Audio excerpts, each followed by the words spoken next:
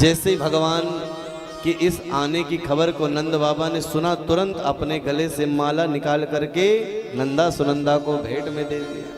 बोले अभी तो फिलहाल ये भेंट लो, उसके बाद फिर तुमको हम 9 लखा हार और समस्त वस्तुओं को प्रदान करेंगे। देखिए नंद बाबा में और सामान्य लोगों में क्या भेद है, भाव से समझे। सुखदेव जी कहते हैं राजन, जैसे ही नंद बाबा ने श्रवण किया कि उनको पुत्र रत्न की प्राप्ति हुई है तो दौड़ते भागते हुए सीधा दर्शन करने नहीं गए। बोले भागवत में वर्णन आता है कि नंद बाबा पहले यमुना जी में स्नान किए और स्नान करने के बाद आहूय विप्रान वेदज्ञ, क्या किए? बोले आहूय माने आवाहित किया, बुलाया किसको? बोले विप्रान वेदज्ञान, ब्राह्मणों को बुलाया। और वो भी कैसे ब्राह्मणों को बुलाया? बोले वेदज्ञान, जो वेदों से परिपूर्ण हो, जिनको वेद और शास्त्रों का बढ़िया से ज्ञान हो, ऐसे ब्राह्मणों को बुलाया। ऐसे ब्राह्मणों को नहीं बुलाया जिनके अंदर न तो वेद हो, न पुराण हो, न स्मृति का बोध हो, न ही शिक्षा का बोध हो। बोले ऐसे ब्राह्मणों को बुलाया जो वेदक ज्ञान हो, वेदों को जानने वाले हों। मानो सुखदेव जी कहना चाहते हैं कि घर में जब भी कोई यज्ञ कराया जाए, कोई अनुष्ठान कराया जाए, कोई कथा सुनी जाए, तो प्रयास करना चाहिए ऐसे ब्राह्मणों को बुलाया जाए जो वेद और शास्त्र के ज्ञाता हैं। लेकिन आजकल होता क्या है, मैं तो व्यासपीठ से बोलता हूँ, हो सकता कई लोगों को इस बात में थोड़ा संशय भी हो, लेकिन आजकल लोग देखते हैं कि ऐसे आचार्य जी को बोला जाए, ऐसे पंडित जी को बोला जाए जिनकी दक्षिणा बहुत कम हो, है? और आराम से आ जाएं, जो मन हो सुना दें और जो मन हो अपना करके चले जाएं। देखिए जब घर में पूजा पाठ कराओ, यज्ञ अनुष्ठान कराओ, तो किसी बढ़िया और वेद और शास्त्र को जानने वाले ब्राह्मण के द्वारा ही कराना चाहिए।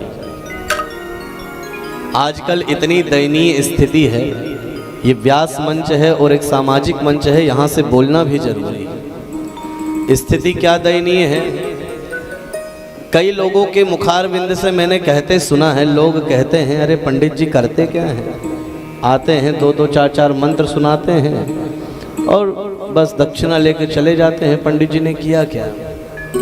अभी दिल्ली की बात है, दिल्ली के पास एक फरीदाबाद क्षेत्र पड़ता है, वहाँ एक शादी थी।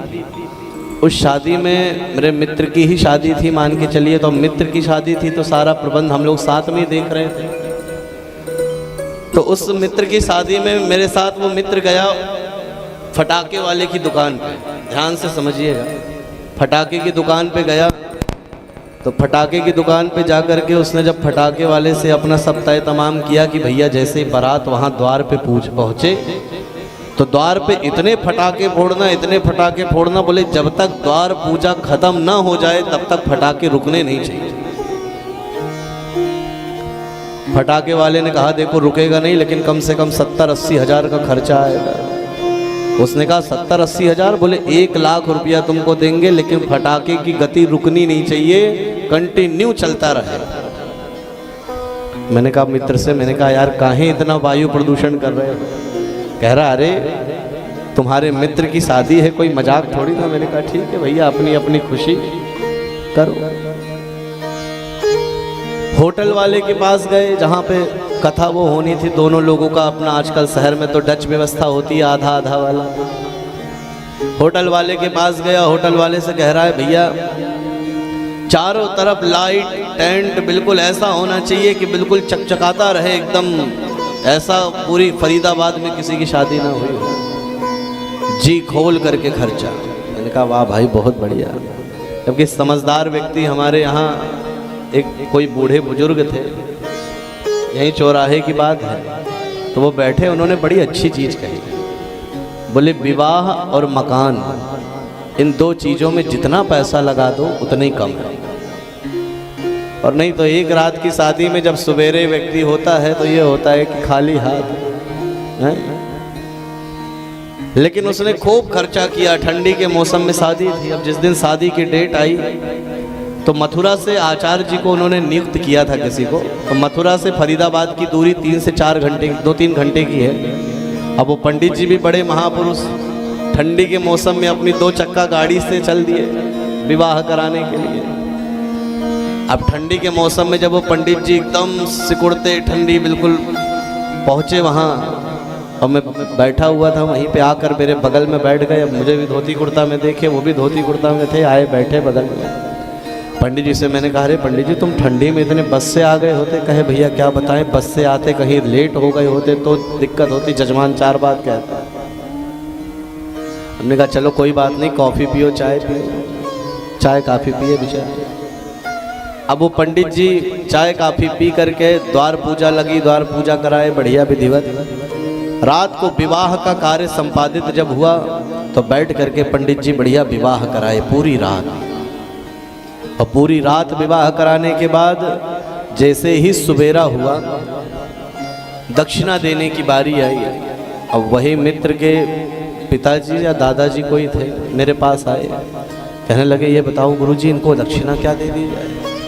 मैंने कहा भैया आपका विवाह है, यथाशक्ति यथा भक्ति जो हो दे दीजिए।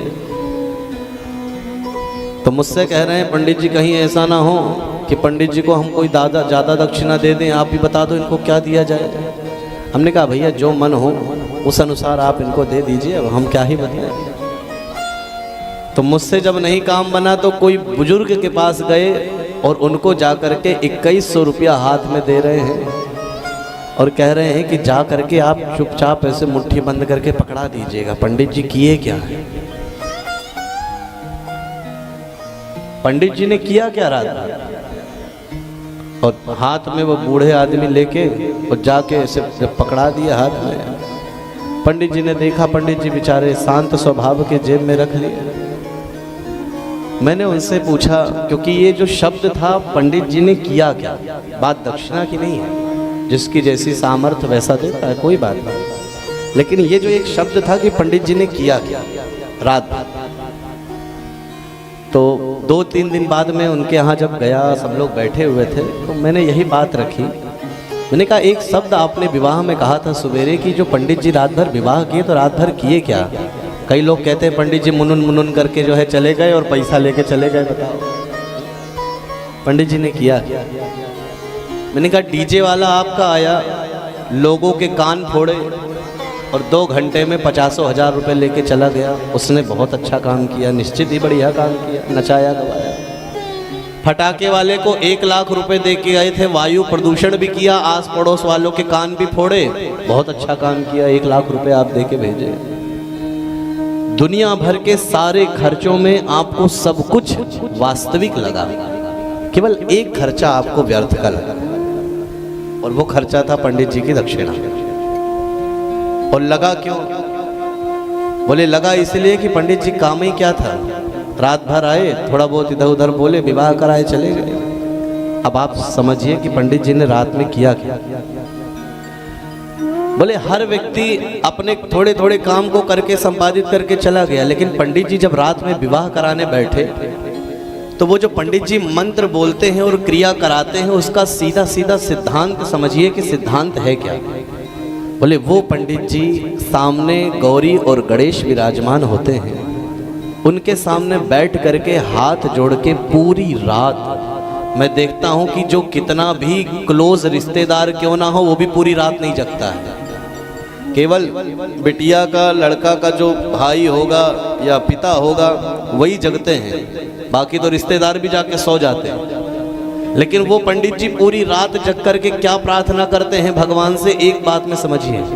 बोले पंडित जी रात भर यही प्रार्थना करते हैं कि हे ठाकुर जी, ये जो दाम्पत्य जीवन की शुरुआत ये दोनों करने जा रहे हैं, हम आपसे यही प्रार्थना करते हैं कि इनकी जो दाम्पत्य जीवन की शुरुआत है, ये अंत समय तक कभी इनके जीवन में किसी प्रकार का कोई कष्ट ना आए, किसी प्रकार का कोई दुख ना आए, जीवन में ये नित्य निरंतर दोनों सफल हों, अभी तक ये लड़का अकेले धर्म का कार्य करता था, अकेले जीवन में संघर्ष करता था, लेकिन आज ये जब दाम्पत्य जीवन में प्रवेश कर रहा है, गृहस्थ आश्रम में प्रवेश कर रहा है, तो हे ठाकुर जी दोनों को इतनी शक्ति प्रदान करना कि ये दोनों प्रेम से रह करके अपने जीवन को यापन कर सके।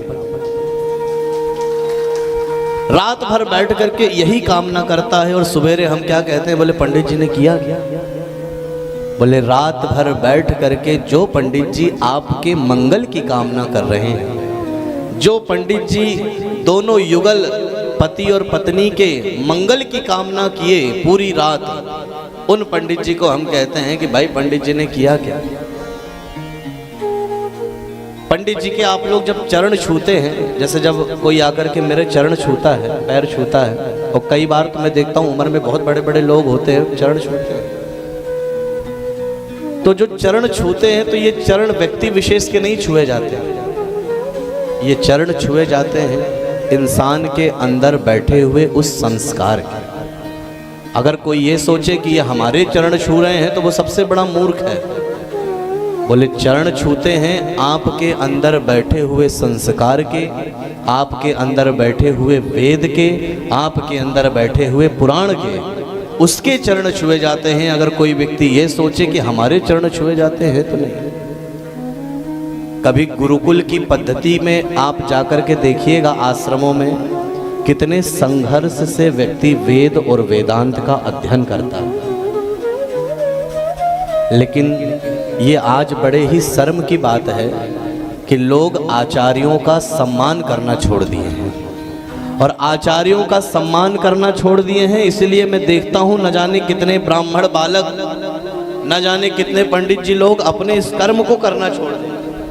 और क्यों छोड़ दे रहे हैं? बोले छोड़ इसीलिए दे रहे हैं क्योंकि अब समाज में भी जो ये पांडित्य कर्म करते हैं उनको बड़ी हीन भावना से देखा जाने लगा। अगर आज वेद और वेदांत जीवित हैं तो वो इन्हीं आचार्यों की देन है, और अगर आज हम और आप इन आचार्यों का सम्मान नहीं करेंगे तो धीरे धीरे ये वेद, वेदांत, शास्त्र, उपनिषद जो धरोहर है हमारी, ये धीरे धीरे विनिष्ट होती जाएगी, और आगे आने वाली पीढ़ी को ना हम वेद दे करके जा पाएंगे, ना हम शास्त्र दे करके जा पाएंगे, ना ही हम पुराण दे करके जा पाएंगे। इसलिए सभी से मेरा यही निवेदन होता है कि अपने आचार्यों का, अपने ब्राह्मण देवताओं का सदा सम्मान करें।